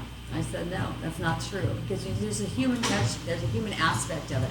Yes, not everybody uses text. Not everybody. I mean, even for me, I can barely dang see. I can't even see what's on my dang text. They invented these. Understand, but not everybody has them, and I don't want to be looking on my phone. I don't. I want something.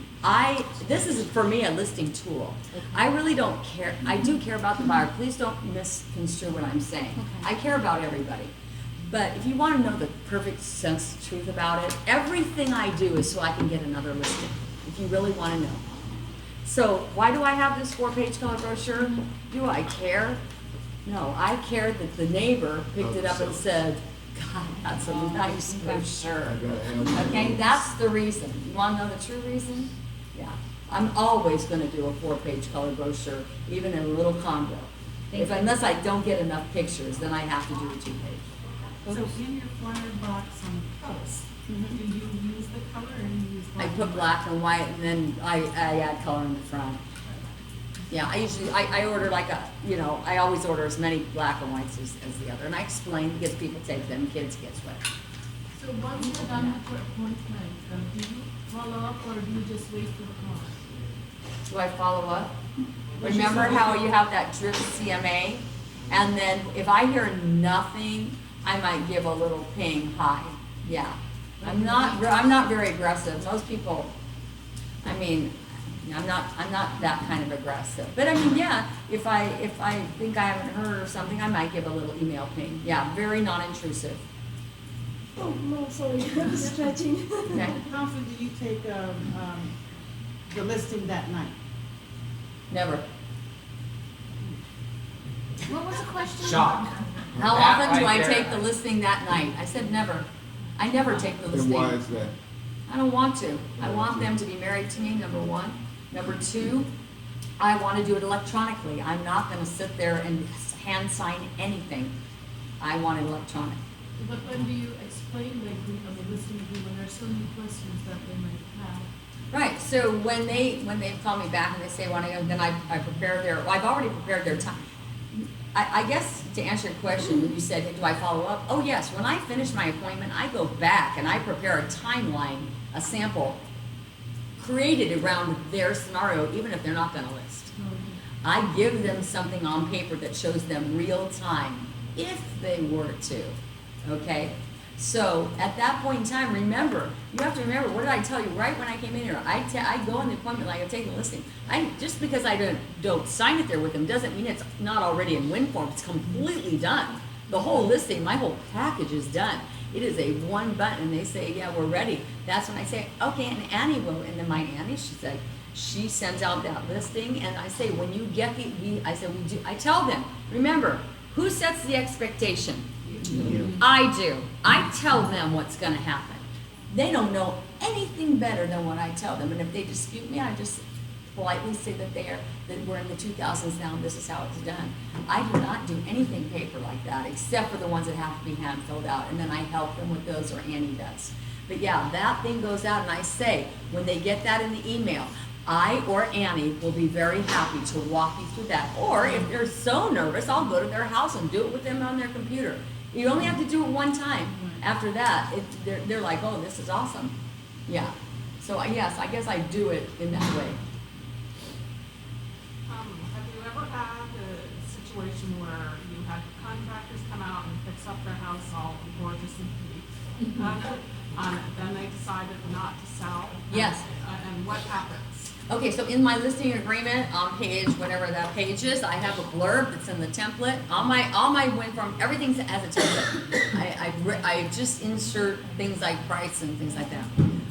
It says, should you remove your property from the market for any reason prior to the sale, and Debbie Rossetto has performed blah, blah, blah, blah, blah, on this, you agree to repay immediately those costs. And, and when she releases it. Mm-hmm. Yeah, it's right in the listing agreement. I don't put a lien on it or anything like that. I've never had to do that. I've gotten burned once in 30 years for $6,000. And I'm still not burnt all the way because I'm hovering. I'll kill them when their house goes to market again, if it ever does. I'll get it then. Yes. Do you put all your listings on both boards, MLS and Paragon, No. no matter where they're located? No, the only time I hand key in, okay, so my motherboard is Santa Clara County, all right? So in that board, so if the house is in San Jose, I don't key it in Paragon, I just key it in over there. But if I have a listing in Fremont or Pleasanton or anywhere in Alameda County, I key it into both You boards. recip it. Now you don't. I don't recip it, I key it. Now you don't have to. Well, you don't unless if you want to be able to find, there's a reason why you should. So that just happened, and I'll tell you that later.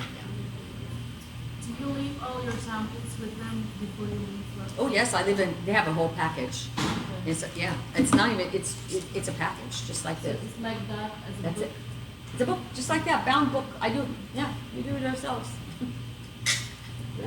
So, I apologize for being late, but we had That's to okay. drive from That's okay. Pleasanton because the voice wasn't working on That's the thing. okay. So you might have covered this. How many pending active souls do you do with your market analysis?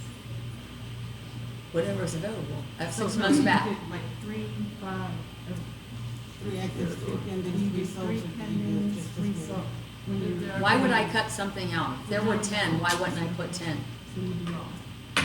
I do everything that's there in 6 months. I sort it, and so when I do it, that's another full topic, how to do a market analysis. Nobody does them right. I can tell you that right now. Yeah, so I have my method of doing them. I'm not saying it's the only method to do it, but it's pretty accurate, and you have to study. You have to study. People think they're gonna spit, the computer's gonna spit out their magic answer to them. No, you need to study, and that's the problem. That's why people don't give it. That's why people don't know how to give a right market analysis. And even sometimes then you study it wrong. Sometimes you just can't even win because it's just so stupid out there right now. Yeah, I use what's available. So if I have a neighborhood, and because I'm such a heavy farmer, and plus I know my inventory very well. So if it's in that area and there are 20 listings that have sold in 4 months, all 20 are going to be in that analysis. You know why? They're gonna, for sure, the one you don't have, they're gonna go, well, how come you don't have, Sally, sold her house, and then you're gonna be going, well, was it more than 6 months ago? Was it, maybe it didn't follow the criteria? No, you put it on there. What's the other thing that I do, that I didn't state, but I will add in the presentation, but I do it, it's always in the book, is that I always bring Zillow, what Zillow says about their house. Why do I do that? Do I even care what Zillow says about their house? No. Because they know what Zillow says about their house. So you want to let them know, yes, I already know that Zillow says this, and I whip it out, which I have in the package. Yeah, because they want Zillow when Zillow, it benefits them. Zillow is crappy if Zillow has the wrong number that they don't want, so yeah. So do you still do door knocking? I've never done door knocking one day of my life, not one day. How do you farm mailing and all? I do direct mail. When I was young, when I was 30 years ago, I didn't have any money to do direct mail.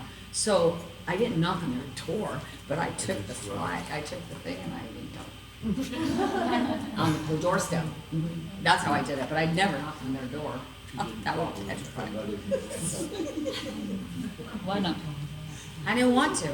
I didn't want to do it. I'm not saying it doesn't work for some people. Some people are really great at it. Did your mother ever knock on the door? Yeah, my mother knocked on your door. She sold Avon. Then she sold real estate. He's the one that got my mother into real estate. Why did you join Legacy? Because of Bill. Yeah. Okay. So when I started in real estate, my parents had opened. My mom they were brokers. They opened a Century 21 in the mid '80s, and I didn't sell real estate then. I was in the corporate world. My background is marketing and finance.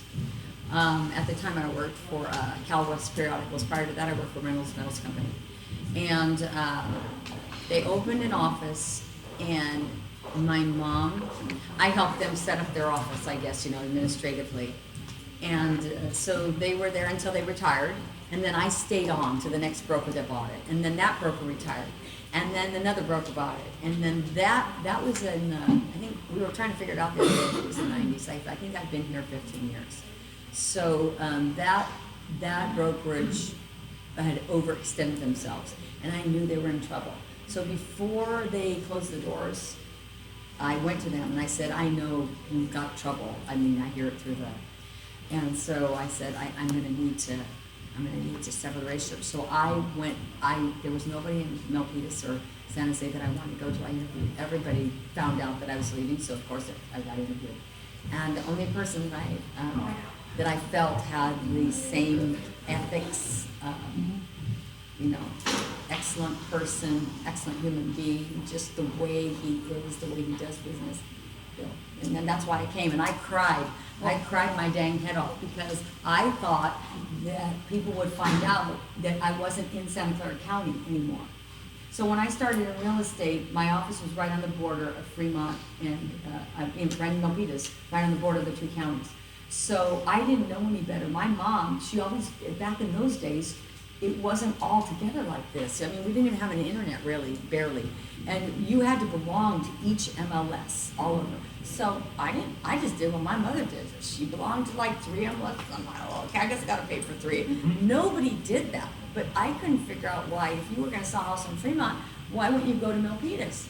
It's one, over the line. And so people would tell me, oh, no, that's a different county. You have to belong to a different board. You have to pay for this. And I was like, okay. So I said to my mom, I go, what? She goes, oh, no, you can just join this one and join that one. So I joined everything. And I paid for it, and I never knew any better. I just did what she did. And that's how I ended up working multiple counties, and I was never afraid.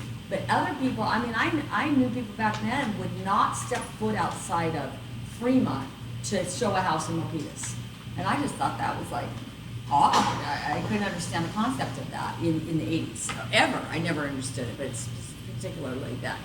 So, anyway. Anybody else? I see you have a lot of energy. What do you eat? I don't see. What do I eat? I don't see you eating. She has a good appetite. I have a very good appetite. Yeah. I cook every day. Where does it go? I don't know. She's an excellent cook. How much I know she cooks for her open How much houses. work on long workout usually? Workout? Oh. I don't work out. Sorry. Really? Yeah, I don't. She works. Yeah, I cook just about every meal, and I mean, I do cook regular, I mean, everybody knows that I cook, right? I don't cook like, I don't eat like grass or something, rabbit food. All of our open houses, most all of them. Yeah, broker's tour, I just go for her food. No, I don't know, I just, I was blessed to have a, high metabolism, and I think I just, I mean, I am careful. I'm 57 years old. I mean, I could look at it probably and look at it enough times and things just add on to your weight. But I don't know. I just think it's just a discipline. You could tell I'm sort of disciplined, so it's just a discipline. You just got good genes, girl. I got good genes, yeah. Yeah, there's five, in my family there's 5 girls and 2 boys. But I would say that we don't look all alike. Would you agree? Yeah.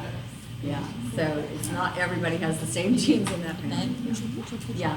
You said you serve lunch in your open houses. Yeah. Is it ever happened to you like someone spilled something on sofa? Yeah. Clean it up. I mean, it's like when somebody comes over your house, But we it entertain seems a lot. like agent is doing it on purpose and what to do in that situation. I don't think I ever had an agent do anything like that on purpose, yeah. Yeah, I mean, if they did, then I would just probably, excuse them, but I mean, I've never had that situation. How do you address commission? How do I address commission? I negotiate it if I have to. There's a lot of competition out there. I negotiate commission. I mean, every time is different. How low have you taken? How low have I taken? I'll probably worked for free a couple times. No. People, I mean, I probably worked for free a couple of times. Oh, After all why? is said and done. Because of too many transactions with them? No, just because it just ended up that way. I mean, there's no pat answer to that. I mean, there's really, to me, it's not even worth really talking about because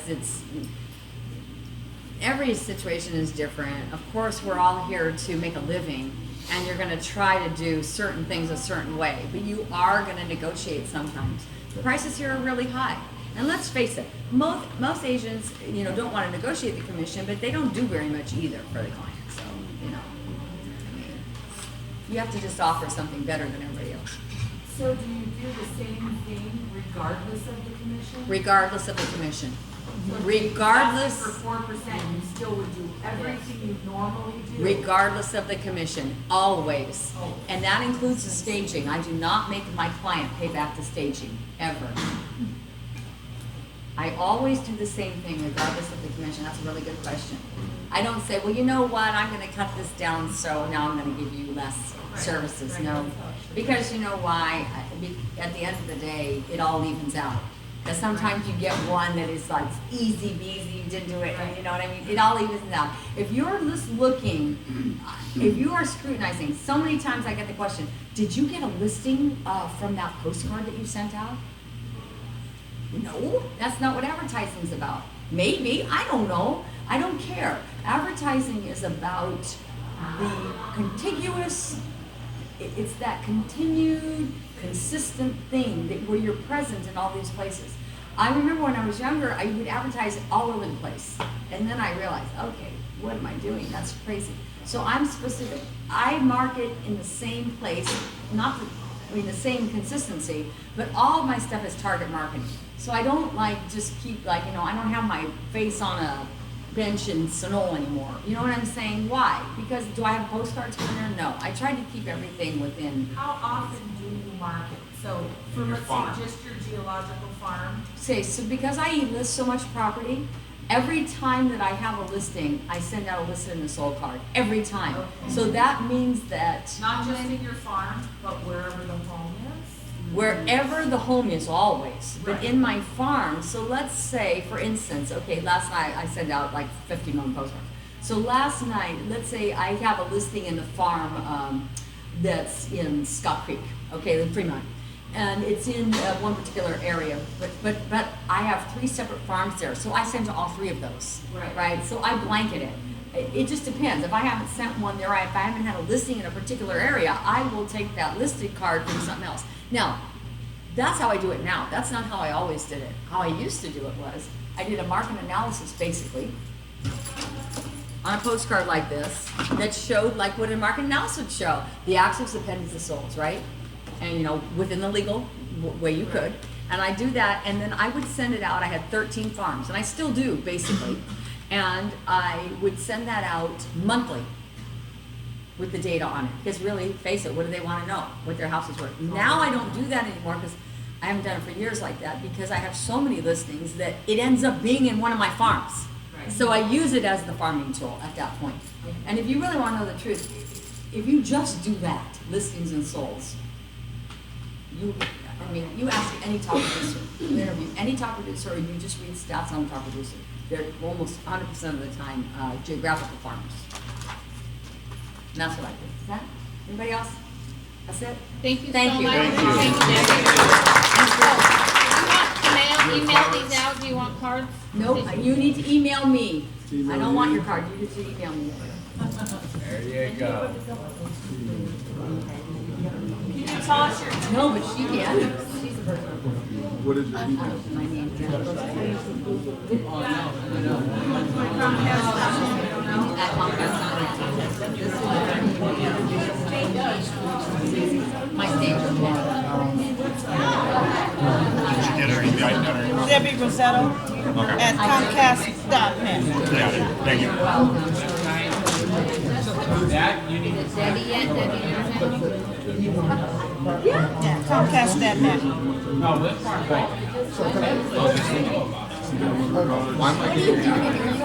What's up,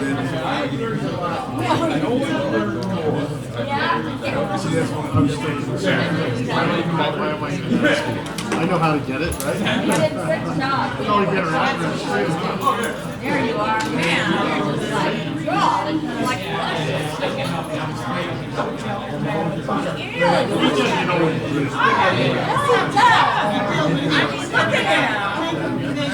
Hey, Mr. GQ, how are you? There's not many of us left, right? Gotta have the full ensemble, right? It's also that's not bad. Which one? What are those? Are they black? Black. Yeah. That leather.